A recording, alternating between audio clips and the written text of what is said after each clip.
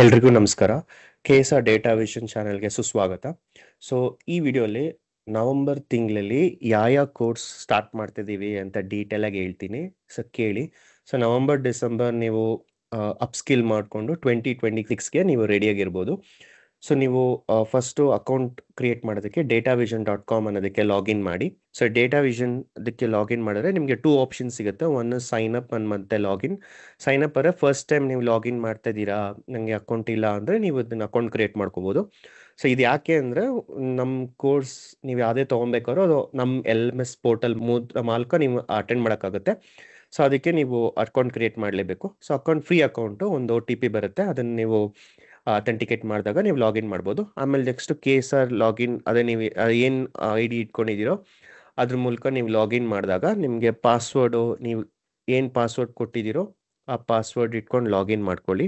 So ನೀವು login ಮಾಡಿದಾಗ main dash ಬೋರ್ಡ್ಗೆ ಹೋಗುತ್ತೆ. ಸೊ ಈ ಡ್ಯಾಶ್ ಬೋರ್ಡಲ್ಲಿ ಎಕ್ಸ್ಪ್ಲೋರ್ ಕೋರ್ಸಸ್ ಅಂತ ಹೋಗಿ. ಸೊ ಈ ಎಕ್ಸ್ಪ್ಲೋರ್ ಕೋರ್ಸಸ್ಗೆ ಹೋದಾಗ ಇಲ್ಲಿ ಅಪ್ಕಮಿಂಗ್ ಸೆಷನ್ಸ್ ಅಂತ ಇರುತ್ತೆ. ಸೊ ಈ ಅಪ್ಕಮಿಂಗ್ ಸೆಷನ್ಸ್ ನೋಡಿದಾಗ ಈ ತಿಂಗಳು ನವಂಬರಲ್ಲಿ ಸೊ ನಾವು ಒಂದು 7 ಕೋರ್ಸ್ ಸ್ಟಾರ್ಟ್ ಮಾಡ್ತಿದ್ದೀವಿ. ಸೊ ಯಾವ ಕೋರ್ಸ್ ಯಾರ್ಯಾರು ತೊಗೊಬೋದು ಅನ್ನೋದನ್ನು ಡೀಟೇಲಾಗಿ ಹೇಳ್ತೀನಿ, ಅದನ್ನು ನೀವು ಸ್ವಲ್ಪ ನೋಡ್ಕೊಳ್ಳಿ. ಅದ್ರ ಜೊತೆಗೆ ಎಲ್ಲ ಕೋರ್ಸ್ಗೂ ನಾವು ಫಸ್ಟ್ 5 ಡೇಸ್ ಫ್ರೀ ಸೆಷನ್ಸ್ ಕೊಡ್ತೀವಿ. ಆ first 5 days free sessions attend ಮಾಡಿ ಆಮೇಲೆ ನೀವು ಡಿಸಿಷನ್ ತೊಗೊಬೋದು, ಯಾವ ಕೋರ್ಸ್ ನನಗೆ ಸೂಟಬಲ್ ಆಗಿರುತ್ತೆ ಅಂತ.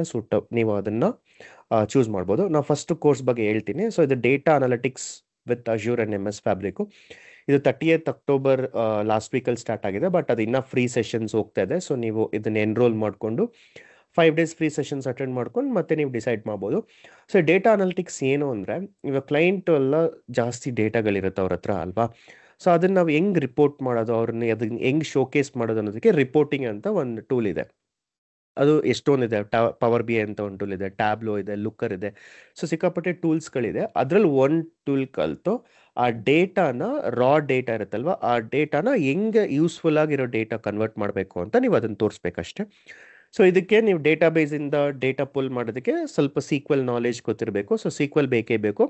ಆಮೇಲೆ BI ಟೂಲ್, ಯಾವುದು ರಿಪೋರ್ಟ್ಸ್ ಮಾಡ್ತೀವಿ, ರಿಪೋರ್ಟ್ಸು, ಚಾರ್ಟ್ಸು, ವಿಶ್ವಲ್ಸು, ಡ್ಯಾಶ್ ಬೋರ್ಡ್ಸು, ಹಿಂಗೆ ನಾವು ಪ್ರೆಸೆಂಟ್ ಮಾಡ್ತೀವಲ್ವ.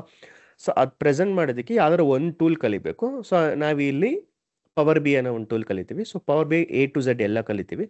ಜೊತೆಗೆ ಪವರ್ BIಗೆ ಒಂದು ಸ್ವಲ್ಪ ಇಲ್ಲಿ ಸ್ವಲ್ಪ ರಿಸ್ಟ್ರಿಕ್ಷನ್ಸ್ ಇರ್ಬೋದು. ಅದನ್ನು ಫುಲ್ಫಿಲ್ ಮಾಡೋದಕ್ಕೆ ಕ್ಲೌಡ್ ಕಲಿತೀವಿ, ಅಜ್ಯೂರ್ ಕ್ಲೌಡ್ ಕಲಿತೀವಿ. ಅಜ್ಯೂರು, ಪವರ್ BI ಎಲ್ಲ ಸೇರಿ ಒಂದು ಪ್ಲಾಟ್ಫಾರ್ಮ್ ಥರ ಸ್ಟಾರ್ಟ್ ಮಾಡಿದ್ದಾರೆ, ಅದು ಫ್ಯಾಬ್ರಿಕ್. ಸೊ ಇದೆಲ್ಲ 4 ಕಲಿತೀವಿ. ಸೊ ಯಾರಿಗೆ ಕೋಡಿಂಗ್ ಇಷ್ಟ ಇಲ್ಲ, ನಾನು ಒಂದು ಕೆರಿಯರಲ್ಲಿ ಸ್ಟಾರ್ಟ್ ಮಾಡಬೇಕು, ಕೆರಿಯರ್ ಗ್ಯಾಪ್ ಇದೆ, ಮಧ್ಯೆ ನಾನು ಬೇರೆ ಟೆಕ್ನಾಲಜೀಸ್ ವರ್ಕ್ ಮಾಡಿದೆ, ಅಷ್ಟು ಎಕ್ಸ್ಪೀರಿಯನ್ಸ್ ಇಲ್ಲ ಅನ್ನೋದ್ರು ಡೇಟಾ ಅನಾಲಿಟಿಕ್ಸ್ ವಿತ್ ಪವರ್ BIನ ಚೂಸ್ ಮಾಡ್ಬೋದು. ಸೊ ಇದು ಒಳ್ಳೆ ಟೆಕ್ನಾಲಜಿ. IT ಒಳಗಡೆ ಬರೋದಕ್ಕೆ, ಡೇಟಾ ಡ್ರಿವನ್ ಟೆಕ್ನಾಲಜೀಸ್ ಜೊತೆ ವರ್ಕ್ ಮಾಡೋದಕ್ಕೆ this is a very good start. So ಇದನ್ನು ನೀವು ತೊಗೊಬೋದು. ಸೊ ಇದು data analytics. Next data science with GenAI. ನಾನು ಲಾಸ್ಟ್ ಒಂದು 12 ಇಯರ್ಸಿಂದ ನೋಡ್ತಾನೆ ಇದ್ದೀನಿ, ಡೇಟಾ ಸೈನ್ಸ್ ಅಂತ ಹೇಳ್ತಾನೆ ಇದ್ದಾರೆ. ಬಟ್ ಡೇಟಾ ಸೈನ್ಸ್ ಜೊತೆಗೆ ಸಿಕ್ಕಾಪಟ್ಟೆ ಅಪ್ಡೇಟ್ಸ್ ಬರ್ತದೆ.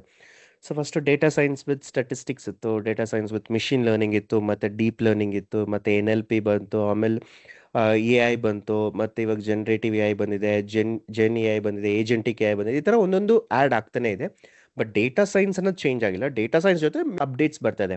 ಒಂದು ಲಾಸ್ಟ್ 2-3 ಇಯರ್ಸಿಂದ ನೋಡಿದ್ರೆ ChatGPT, ಜೆಮಿನಿ, ಕೋಪೈಲಟ್ ಇಂಥದ್ದು ಎಷ್ಟೊಂದು AI ಟೂಲ್ಸ್ ಎಲ್ಲ ಇದೆ ಅಲ್ವಾ.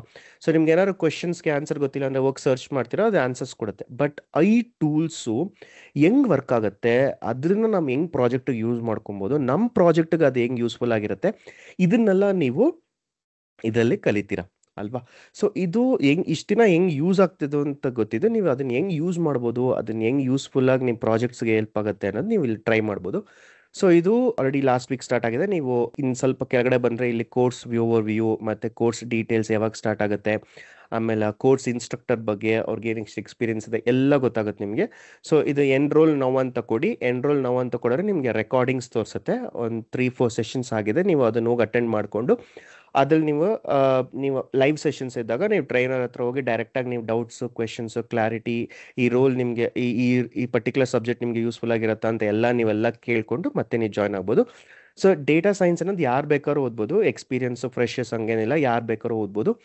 ಅದ್ರ ಜೊತೆಗೆ ನೀವು ಇದನ್ನು ಲೇಟೆಸ್ಟ್ ಅಪ್ಡೇಟ್ಸ್ ಕಲಿತೀರ. ಏನೇನೆಲ್ಲ ಹೊಸ ಟೆಕ್ನಾಲಜೀಸ್ ಬಂದಿದೆಯೋ ಇದರಲ್ಲಿ ಅದೆಲ್ಲ ಆ್ಯಡ್ ಮಾಡಿದ್ದೀವಿ, ಏಜೆಂಟಿಕ್ AI ಆ್ಯಡ್ ಮಾಡಿದ್ದೀವಿ. ಸೊ ಇದನ್ನು ಅಟೆಂಡ್ ಮಾಡಿ ಇರ್ರೆಸ್ಪೆಕ್ಟಿವ್ ಆಫ್ ಎನಿ ಬ್ಯಾಕ್ಗ್ರೌಂಡ್ ನೀವು ಇದನ್ನು ಕಲಿಬೋದು.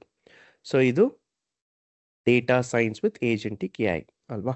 So next multi cloud data engineer with data apps. So ಈ ಕೋರ್ಸ್ ನಾನೇ ತೊಗೊಳ್ಳೋದು. ಸೊ ಇದು ನವಂಬರ್ 17 ಸ್ಟಾರ್ಟ್ ಆಗುತ್ತೆ. ಫಾರ್ ದ ಫಸ್ಟ್ ಟೈಮ್ ನಾವು ಈವ್ನಿಂಗ್ ಬ್ಯಾಚ್ ಸ್ಟಾರ್ಟ್ ಮಾಡಿದ್ದೀವಿ. ಸೊ ಈ ಈವ್ನಿಂಗ್ ಬ್ಯಾಚಲ್ಲಿ ಸ್ವಲ್ಪ ರಿಕ್ವೆಸ್ಟ್ ಬಂದಿದೆ, US ಪೀಪಲ್, ಇಂಡಿಯಾ ಪೀಪಲ್ ಕೆಲಸ ಎಲ್ಲ ಆದಮೇಲೆ ನಾವು ಕ್ಲಾಸ್ ಅಟೆಂಡ್ ಮಾಡಬೇಕು ಅಂತ ಹೇಳಿದರು. ಸೊ ಅದಕ್ಕೆ ನಾವು ಈವ್ನಿಂಗ್ ಬ್ಯಾಚ್ ಸ್ಟಾರ್ಟ್ ಮಾಡಿದ್ದೀವಿ. ಸೊ ಇವಾಗ ಡೇಟಾ ಸೈನ್ಸ್ ಆದ್ರೂ ತೊಗೊಳ್ಳಿ, ಡೇಟಾ ಅನಾಲಿಟಿಕ್ಸ್ ಆದ್ರೂ ತೊಗೊಳ್ಳಿ, ಮೊದಲು ಡೇಟಾ ಕ್ಲೀನಾಗಿರಬೇಕು, ವರ್ಕ್ ಮಾಡೋ ಥರ ಇರಬೇಕು ಅಲ್ವಾ? ಸೊ ಆ ಡೇಟಾ ಕ್ಲೀನ್ ಮಾಡಿ ಕರೆಕ್ಟಾಗಿ ಫಾರ್ಮ್ಯಾಟಲ್ಲಿ ಇದೆಯಾ ಅಂತ ನೋಡಿ ಎಲ್ಲ ರೆಡಿ ಮಾಡೋದು ಡೇಟಾ ಇಂಜಿನಿಯರ್ಸು. ಸೊ ಇದಕ್ಕೆ ಸೀಕ್ವಲ್ ಬೇಕೇ ಬೇಕು, ಮತ್ತು ಕೋಡಿಂಗ್ ಬೇಕಾಗುತ್ತೆ. ಸ್ವಲ್ಪ ಅಪ್ಲಿಕೇಶನ್ಸು ವೆಬ್ ಅಪ್ಲಿಕೇಶನಿಂದ ಸ್ವಲ್ಪ ಡೇಟಾ ಎಲ್ಲ ತೆಗಿಬೇಕಂದ್ರೆ ಸ್ವಲ್ಪ ಪೈಥಾನ್ ಗೊತ್ತಿರಲೇಬೇಕು. ಫುಲ್ಲು ಪೈಥಾನ್ ಡೆವಲಪರ್ ಆಗಿರ್ಬೇಕಂತ ಏನು ಅವಶ್ಯಕತೆ ಇಲ್ಲ, ಸ್ವಲ್ಪ ಲೈಬ್ರರೀಸ್ ಎಲ್ಲ ಗೊತ್ತಿದ್ರೆ ಸಾಕು. ಸೊ ಪೈಥಾನ್ ಸೀಕ್ವಲ್ ಅನ್ನೋದು 2 ಪ್ರೈಮರಿ ಲ್ಯಾಂಗ್ವೇಜಸ್ ಇದು ಗೊತ್ತಿರಬೇಕು. ಜೊತೆಗೆ ಒಂದು ಕ್ಲೌಡ್ ಕಲಿತೀವಿ, ಇದರಲ್ಲಿ ಅಜ್ಯೂರ್ ಕಲಿತೀವಿ. ಅಜ್ಯೂರ್ ಎಕ್ಸ್ಟೆನ್ಸಿವ್ಲಿ ಒಂದು ಡೇಟಾ ಕ್ಲೀನಿಂಗ್ ಹೆಂಗಾಗುತ್ತೆ, ಪೈಪ್ಲೈನ್ಸ್ ಹೆಂಗೆ ರನ್ ಆಗುತ್ತೆ, ಹೊಸ ಡೇಟಾ ಬಂದರೆ ಆ ಡೇಟಾ ಹೆಂಗೆ ಟಾರ್ಗೆಟಲ್ಲಿ ಹೆಂಗೆ ಅಪ್ಡೇಟ್ ಆಗುತ್ತೆ ಅದೆಲ್ಲ ಕಲಿತೀರಾ. ಸೊ ಈ ಡೇಟಾ ಇಂಜಿನಿಯರ್ಸ್ ಇಲ್ಲ ಅಂದರೆ ಯಾವ ರೋಲು ಇಲ್ಲ, ಹಂಗಿದು ಇದು ಅಷ್ಟು ಇಂಪಾರ್ಟೆಂಟು. ಬಟ್ ಇದರಲ್ಲಿ ಏನು ಒಂದು ಪ್ರಾಬ್ಲಮ್ ಅಂದರೆ ಕೋಡಿಂಗ್ ಕಲಿಬೇಕು. ಬಟ್ ಕೋಡಿಂಗ್ ಕಲಿತ್ರೆ ಇಟ್ಸ್ ವರ್ತ್, ನಿಮಗೆ ಹೈ ಪ್ಯಾಕೇಜ್ ಸಿಗುತ್ತೆ. ಸೊ ಯಾರೊಂದು ಬೇಕೇ ಬೇಕಂದ್ರೆ ನೀವು ಎಕ್ಸ್ಟ್ರಾ ಓದಲೇಬೇಕಲ್ವಾ? ಸೊ ಇದರಲ್ಲಿ ಕೋಡಿಂಗ್ ಕಲಿತು ಜೊತೆಗೆ ಮಲ್ಟಿ ಕ್ಲೌಡ್ ಅಂದರೆ AWS, ಅಜ್ಯೂರು, GCP 3 ಕವರ್ ಮಾಡ್ತೀವಿ.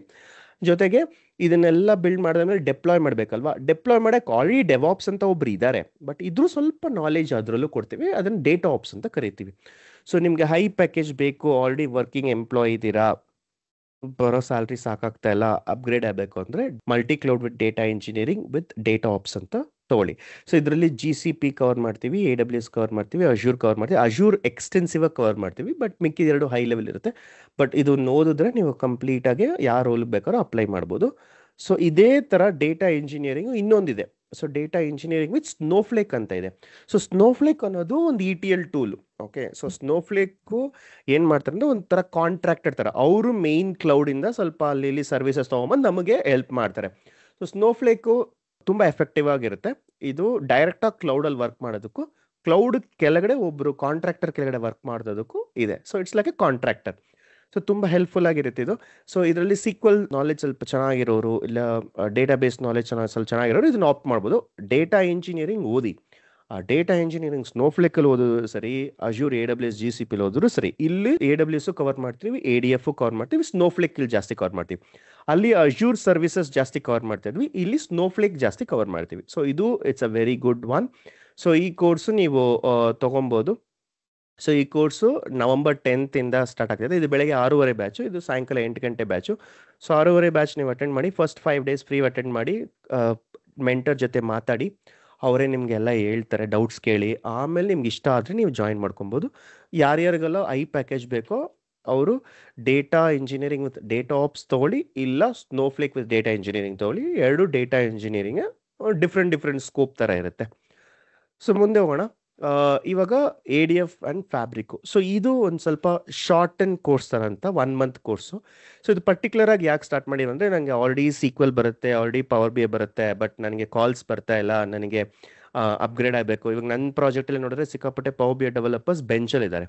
ಸೊ ಅವ್ರಿಗೆಲ್ಲ ನಾನು ಯಾಕೆ ಪ್ರಾಜೆಕ್ಟ್ ಸಿಗ್ತಾರ ಅಂದರೆ ಅವರು ಅಪ್ಸ್ಕಿಲ್ಡ್ ಆಗಿಲ್ಲ. ಸೊ ಕ್ಲೌಡ್ ಅನ್ನೋದು ಬೇಕೇ ಬೇಕು. ನೀವು ಯಾವ ಕಂಪನಿಗಾದರೂ ಹೋಗಿ ಕ್ಲೌಡ್ ಅನ್ನೋದು ಬೇಕೇ ಬೇಕು. ಸೊ ಕ್ಲೌಡು ಜೊತೆಗೆ ಫ್ಯಾಬ್ರಿಕ್, ಲಾಸ್ಟ್ 2 ಇಯರ್ಸಿಂದ ಫ್ಯಾಬ್ರಿಕ್ ಸ್ವಲ್ಪ ಫೇಮಸ್ ಆಗ್ತದೆ. ಸೊ ಎಲ್ಲ ನೀವೇನು ಬೇಕೋ ಎಲ್ಲ ಫ್ಯಾಬ್ರಿಕಲ್ಲಿ ಮಾಡ್ಬೋದು. ಸೊ ಇದು 1 ಮಂತ್ ಕೋರ್ಸ್ ಥರ. ಸೊ 17 ನವಂಬರ್ ಸ್ಟಾರ್ಟ್ ಆಗ್ತದೆ, ಬೆಳಗ್ಗೆ 8:30 ಬ್ಯಾಚು. ರಿತೇಶನ್ ಒಬ್ರು ತೊಗೊತಾರೆ. ಸೊ ಇದಕ್ಕೆ ಪ್ರೀ ಎಕ್ವಿಸಿಸ್ಟ್ ಏನು ಅಂದರೆ, ಮಿಕ್ಕಿದ ಯಾವುದಕ್ಕೂ ಪ್ರೀ ಎಕ್ವಿಸಿಸ್ಟ್ ಇಲ್ಲ. ಇದಕ್ಕೆ ಏನು ಅಂದರೆ, ಆಲ್ರೆಡಿ ಪವರ್ BI ಮತ್ತು ಸೀಕ್ವಲ್ ಗೊತ್ತಿದ್ದವ್ರು ಮಾತ್ರ ಈ ಕೋರ್ಸ್ ಜಾಯ್ನ್ ಆಗಬೇಕು. ಬಿಕಾಸ್ ಇದು ಒಂಥರ ಸಪ್ಪಾಟ್ ಥರ. ಇದನ್ನು ತೊಗೊಂಡ್ರೆ ನೀವು ಆಪರ್ಚುನಿಟೀಸ್ ಜಾಸ್ತಿ ಆಗುತ್ತೆ. ಸೊ ಇದು ಅದೇ ಥರ 1 ಮಂತ್ ಕೋರ್ಸ್ ಇರುತ್ತೆ. ಇದಕ್ಕೆ ನೀವು ಪವರ್ BI ಗೊತ್ತಿರಲೇಬೇಕು. ಸೊ ಇವಾಗ ಪವರ್ ಪ್ಲ್ಯಾಟ್ಫಾರ್ಮ್ ಬಗ್ಗೆ ಮಾತಾಡೋಣ. ಇಲ್ಲ ನಾನು IT ಒಳಗಡೆ ಬರಬೇಕು, ಬಟ್ ನನ್ನ ಕೋಡಿಂಗ್ಗೆ ಇಷ್ಟ ಇಲ್ಲ, ನಾನು ಕೋಡಿಂಗ್ಗೆ ಕಲಿಯಲ್ಲ ಅಂಥವ್ರಿಗೂ ಆಪರ್ಚುನಿಟಿ ಇದೆ. ಸೊ ಅದು ಪವರ್ ಪ್ಲ್ಯಾಟ್ಫಾರ್ಮ್ ಡೆವಲಪರ್ ಅಂತ ಒಂದು ವೆಬ್ಸೈಟು, ಒಂದು ಚಾಟ್ ಬಾಟು, ಮತ್ತು ರಿಪೋರ್ಟು, ಅದ್ರ ಜೊತೆಗೆ ಮೊಬೈಲ್ ಆ್ಯಪು, ಏನು ಬೇಕಾದ್ರೂ ಡೆವಲಪ್ ಮಾಡ್ಬೋದು ನೀವು, ಕೋಡಿಂಗ್ ಅಷ್ಟು ಇಲ್ಲದೆ. ಸೊ ಮೈಕ್ರೋಸಾಫ್ಟ್ ಏನು ಮಾಡಿದ್ದಾರೆ, ಪವರ್ ಪ್ಲ್ಯಾಟ್ಫಾರ್ಮ್ ಅಂತ ಒಂದು ಸೆಟ್ ಆಫ್ ಟೂಲ್ಸ್ ಕೊಟ್ಟಿದ್ದಾರೆ. ಅದನ್ನು ಯೂಸ್ ಮಾಡಿಕೊಂಡು ನೀವು ಡೆವಲಪ್ ಮಾಡ್ಬೋದು. ಸೊ ಇದು ಫುಲ್ ಹೈ ಪ್ಯಾಕೇಜ್ ಅಂತ ಹೇಳೋಕ್ಕಾಗಲ್ಲ, ಬಟ್ ಒಂಥರ ಕಂಪನಿ ಒಳಗಡೆ ಹೋಗಬೇಕು, ಐ ಟಿ ಒಳಗಡೆ ಬರಬೇಕು, ನಂಗೆ ಒಂದು ಡೀಸೆಂಟ್ ಪ್ಯಾಕೇಜ್ ಬೇಕು ಅಂದರೆ ಇದನ್ನು ಸಿಗುತ್ತೆ. ಸೊ ಇದು ಇಂದ್ರಜಿತ್ ಅಂತ ಒಬ್ಬರು ಎಕ್ಸ್ಪರ್ಟ್ ಹೇಳ್ಕೊಡ್ತಾರೆ. ಅವ್ರ ಪ್ರೊಫೈಲ್ ನೀವು ಕೆಳಗಡೆ ನೋಡ್ಕೊಬೋದು. ಆಮೇಲೆ ಇಲ್ಲಿ ಕೊರಿಕ್ಯುಲಮ್ಮು ಮತ್ತು 90 ಡೇಸ್ ಏನೇನೆಲ್ಲ ಹೇಳ್ಕೊಡ್ತೀವಿ ಎಲ್ಲ ಡೀಟೇಲಾಗಿ ಕೊಟ್ಟಿದ್ದೀವಿ. ಇದೆಲ್ಲ ಓದ್ಬಿಟ್ಟು ಆಮೇಲೆ ಎನ್ರೋಲ್ ಮಾಡಿಕೊಂಡು 27th ಸ್ಟಾರ್ಟ್ ಆಗ್ತದೆ. 27th ಅಟೆಂಡ್ ಮಾಡಿ, 5 ಡೇಸ್ ಫ್ರೀ ಅಟೆಂಡ್ ಮಾಡಿ, ಮತ್ತು ಟ್ರೈನರ್ ಹತ್ರ ಡೌಟ್ಸ್ ಇದ್ರೆ ಕೇಳಿ ಮತ್ತೆ ನೀವು ಜಾಯ್ನ್ ಆಗ್ಬೋದು. ಓಕೆ, ಸೊ ಇದು people who don't want to learn coding. ನಂಗೆ ಕೋಡಿಂಗ್ ಬೇಕಾಗಿಲ್ಲ, ಬಟ್ ನಾನು ಐ ಟಿ ಒಳಗಡೆ ಬರಬೇಕು ಅನ್ನೋದು ಇದನ್ನು ಮಾಡ್ಬೋದು.